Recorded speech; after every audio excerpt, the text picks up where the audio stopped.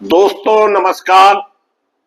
मैं मुकेश उदैनिया सीधे बोल में आप सभी का स्वागत करता हूं और आपसे अपेक्षा करता हूं कि आप चैनल को सब्सक्राइब करें।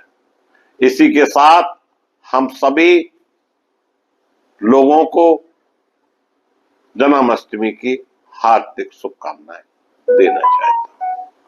दोस्तों, सुप्रीम कोर्ट की वजह से आज हमारे देश का लोकतंत्र सुरक्षित है और जिस तरह से सुप्रीम कोर्ट ने बिहार चुनाव के पुनरीक्षण को लेकर जजमेंट दिया है, इससे विपक्ष की नहीं, वहां की जनता की जीत हुई है और निश्चित रूप से स्वस्थ लोकतंत्र के लिए जो वोट का अधिकार संविधान में आम नागरिक को दिया गया है, वो कहीं ना कहीं अब मजबूत दिखाई पड़ रहा है। दोस्तों, बिहार में चुनाव आयोग के SIR ड्राफ्ट वोटर लिस्ट जारी करने के बाद दावा आपत्ति माने जाने के 15 दिन पूरे हो गए। आयोग का दावा है कि अब तक किसी भी राजनीतिक दल ने कोई आवेदन नहीं दिया है। बिहार में वोटर लिस्ट के विरोध गहन पुनरीक्षण SIR के बाद जारी हुई ड्राफ्ट मतदाता सूची पर चुनाव आयोग द्वारा दावा और आपत्ति मांगी जा रही है। इसके 15 दिन पूरे हो गए हैं। इस दौरान कुल 28,307 दावे और आपत्तियां प्राप्त हुई। इसमें 8 से 57 का निपटारा चुनाव आयोग ने कर दिया है। आयोग ने कहा कि SIR ड्राफ्ट वोटर लिस्ट जारी होने के 15 दिन के बाद भी अब तक किसी भी राजनीतिक दल ने कोई भी दावा या आपत्ति प्रस्तुत नहीं की है। वहीं अब तक 18 साल या उससे अधिक उम्र के नए मतदाताओं से कुल 1,03,703 फार्म प्राप्त हुए, जिसमें BLA से प्राप्त 6 फार्म भी शामिल है। नियमानुसार संबंधित ERO या AERO द्वारा पात्र दस्तावेजों की जांच के सत्यापन के 7 दिन के बाद दावा और आपत्तियों का निपटारा करना होता है। दोस्तों, सुप्रीम कोर्ट के डंडे के आगे चुनाव आयोग की एक न चली। अगर चुनाव आयोग निष्पक्ष काम करता तो इन सब की जरूरत नहीं थी और राहुल गांधी ने जिस तरह से मामला उखाड़ा है, उससे पूरे देश में यह बात अब धीरे धीरे उठने लगी। क्या वास्तविक रूप में चुनाव के समय वोटरों की चोरी हुआ करती थी? अगर हुआ करती थी, किसी भी दल, किसी भी व्यक्ति के लिए यह ठीक नहीं है। चुनाव आयोग ने शुक्रवार को अपने बयान में कहा कि 1 अगस्त 2025 के लिस्ट से नाम नहीं हटाया जा सकता है। अगर उसमें नाम हटाना है तो ERO या AIRO उसकी जांच करेंगे और निष्पक्ष एवं उचित अवसर दिए जाने के बाद आदेश पारित किया जाएगा। चुनाव आयोग का जिद्दी रवैया खारिज कर दिया सुप्रीम कोर्ट ने। इस मामले में दीपाकर ने सवाल उठाए कि बिहार में आगामी महीनों में विधानसभा चुनाव होने वाले हैं, इससे पहले चुनाव आयोग वोटर लिस्ट में रिवीजन कर रहा है, जिस पर काफी हंगामा भी हो रहा है। पिछले महीने बीएलओ द्वारा घर घर सत्यापन किए जाने के बाद 1 अगस्त को ड्राफ्ट वोटर लिस्ट जारी की गई थी। इस पर दावा और आपत्ति मांगी जा रही है। इसके लिए आयोग ने 1 महीने का समय दिया है। दावा आपत्तियों का निपटारा करने के बाद फाइनल वोट लिस्ट प्रकाशित की जाएगी। आज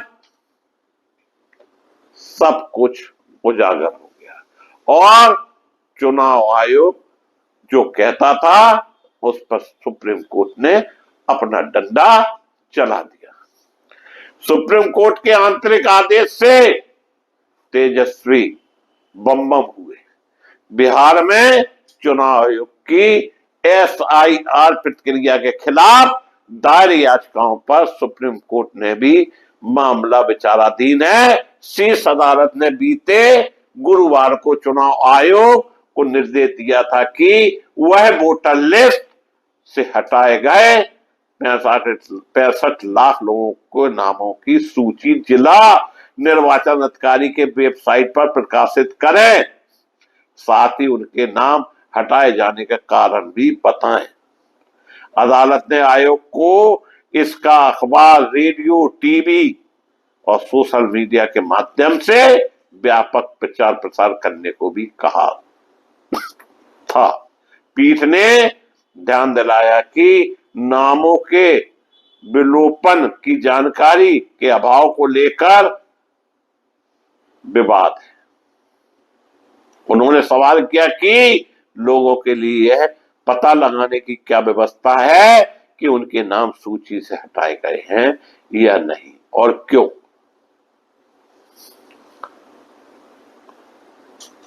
इसके बाद न्यायाधीशों ने सुझाव दिया कि ऐसी जानकारी सार्वजनिक और डिजिटल रूप से उपलब्ध कराई जाना चाहिए।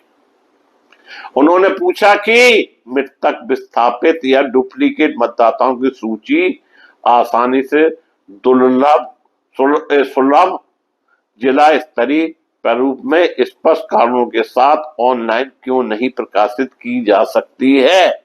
न्यायमूर्ति कांत ने कहा, अगर पूनम देवी का नाम हटा दिया गया है तो पूनम देवी को यह पता होना चाहिए कि उनका नाम हटाया गया है और उन्हें क्यों हटाया गया है।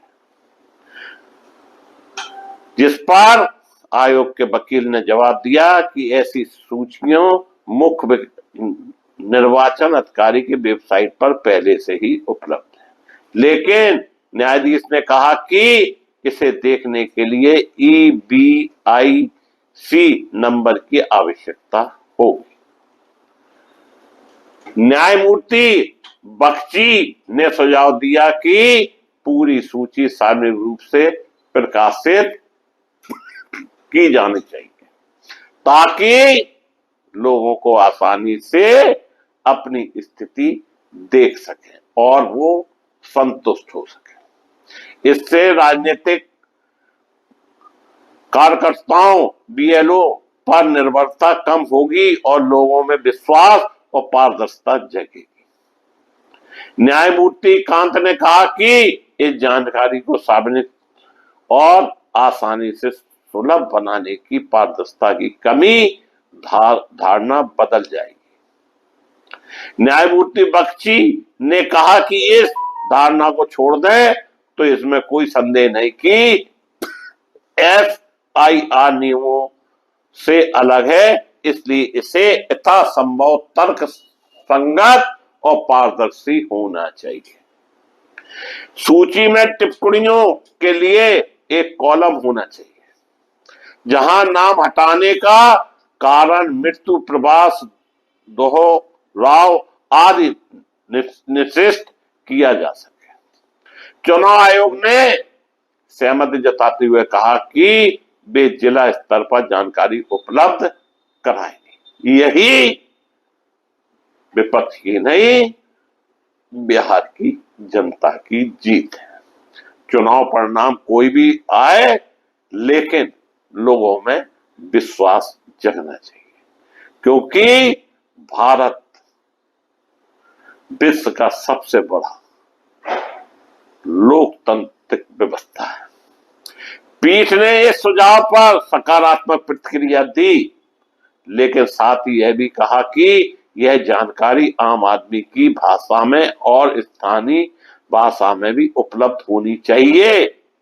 पीठ ने चुनाव आयोग से यह भी कहा कि वह SIR अधिसूचना में निर्धारित 11 दस्तावेजों की सूची में आधार कार्ड को भी विशेष रूप से शामिल करे।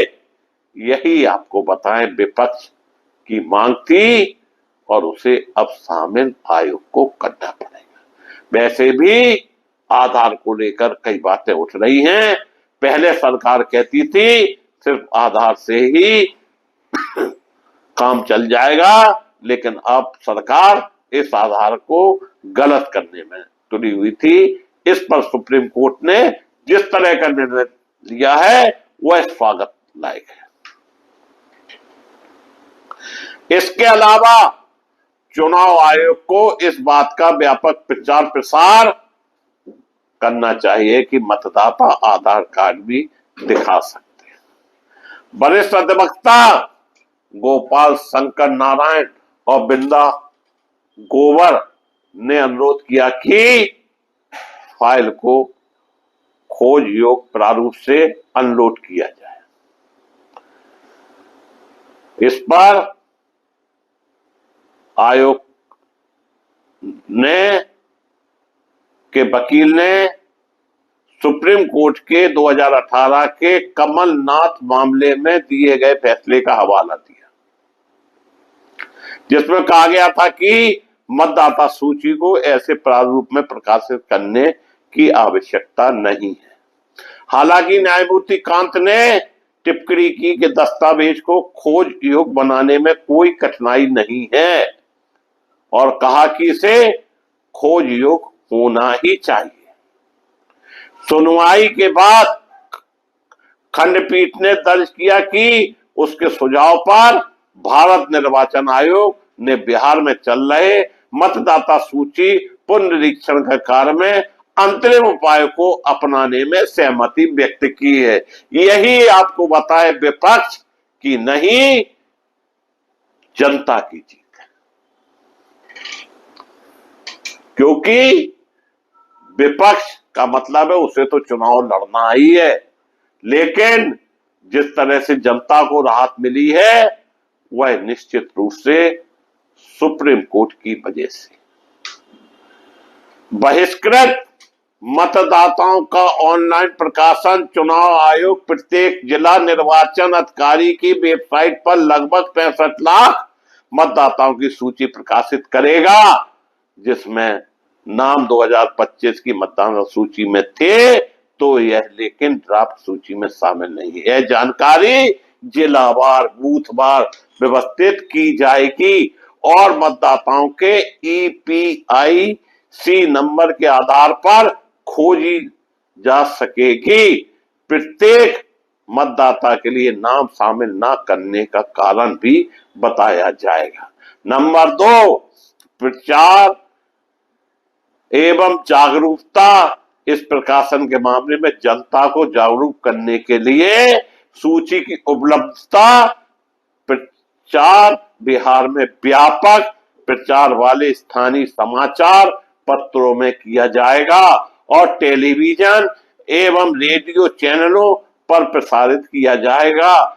जहां जिला निर्वाचन अधिकारियों के आधिकारिक सोशल मीडिया अकाउंट हैं वहां भी यह सार्वजनिक सूचना प्रकाशित की जाएगी। नंबर 3, सूचियों का भौतिक प्रदर्शन। सूची से बाहर रखे मतदाताओं की बूथवार सूची उनके नाम शामिल न करने के कारण सहित संबंधित BLO द्वारा खंड कार्यालय या पंचायत कार्यालय के नोटिस बोर्ड पर भी प्रकाशित की जाएगी, ताकि जनता की उस तक मैनुअल पहुंच हो सके। नंबर 4, दावा प्रतिक्रिया। सार्वजनिक नोटिस में स्पष्ट रूप से कहा जाएगा कि कोई भी पीड़ित व्यक्ति मतदाता सूची में शामिल होने के लिए दावा प्रस्तुत कर सकता है और ऐसे दावों के साथ आवेदक के आधार कार्ड की एक प्रति संकलन की जानी चाहिए। नंबर 5, राज्य स्तरीय प्रकाशन बिहार के मुख्य निर्वाचन अधिकारी बहिष्कृत मतदाताओं की जिला सूची की सॉफ्ट कॉपी सीओ की वेबसाइट पर प्रकाशित करेंगे। पीठ ने चुनाव आयोग को यह प्रक्रिया मंगलवार 19 अगस्त तक पूरी करने के निर्देश दिए हैं। न्यायालय शुक्रवार 22 अगस्त 2025 को दोपहर 2 बजे अपनी स्थिति की निगरानी करेगा। दोस्तों, लग रहा है कि देश में लोकतंत्र फिर से अपनी यथास्थिति में आ जाएगा और अगर पुनरीक्षण का मामला बिहार में सफल हो गया तो निश्चित रूप से पूरे देश में एफआईआर हो सकता है। वहीं जो वोट चोरी के आरोप लग रहे हैं उस पर भी विराम लग सकता है। निश्चित रूप से कल तक लोग कहते थे ईवीएम फर्जी नहीं हो सकती है, लेकिन हरियाणा के एक चुनाव में, वह भी चुनाव सरपंच का, उसमें वह व्यक्ति जीता जिसे जनता ने जिताया था, लेकिन ईवीएम ने हरवा दिया था और सुप्रीम कोर्ट की निगरानी में ईवीएम मशीन से वोटिंग हुई और सच सबके सामने आ गया। इसलिए कहा जाता है कि सच तो सच होता है। और वहीं राहुल गांधी ने फिल्मी अंदाज में कहा कि अभी तो पिक्चर बाकी है। 17 तारीख से जो राहुल गांधी की बिहार में यात्रा होने वाली है, क्या वास्तविक रूप से देश में भूचाल आ जाएगा। कोई भी पार्टी लड़े, कोई भी दल लड़े, लेकिन चुनाव निष्पक्ष होना चाहिए। देश के 40 करोड़ लोग अपनी सूझबूझ के साथ वोट देते हैं और उनके एक एक वोट से देश की सरकारें बनती हैं और जो सरकारें बनती हैं वो विधायक और संसद में पहुंचकर अपने क्षेत्र की जनता की आवाजें उठाती हैं। परंतु कुछ समय से देखने को मिल रहा है कि वोट की चोरी का जो फर्जीवाड़ा खुलकर सामने आया है, इसको देखकर यह लगने लगा है कि कुर्सी की चाहत में वोटर भी फर्जी बनने लगा है। अगर एक ईवीएम में यह धांधली पकड़ी गई तो निश्चित रूप से अब यह सिलसिला पूरे देश में जारी रहेगा और अब जिसे लगेगा कि ईवीएम से हम हारने वाले हैं तो वो भी ईवीएम की जांच करा सकता है। मैं मुकेश उदैनिया पुनः आप सभी को धन्यवाद देता हुआ अपनी बात समाप्त करता हूं।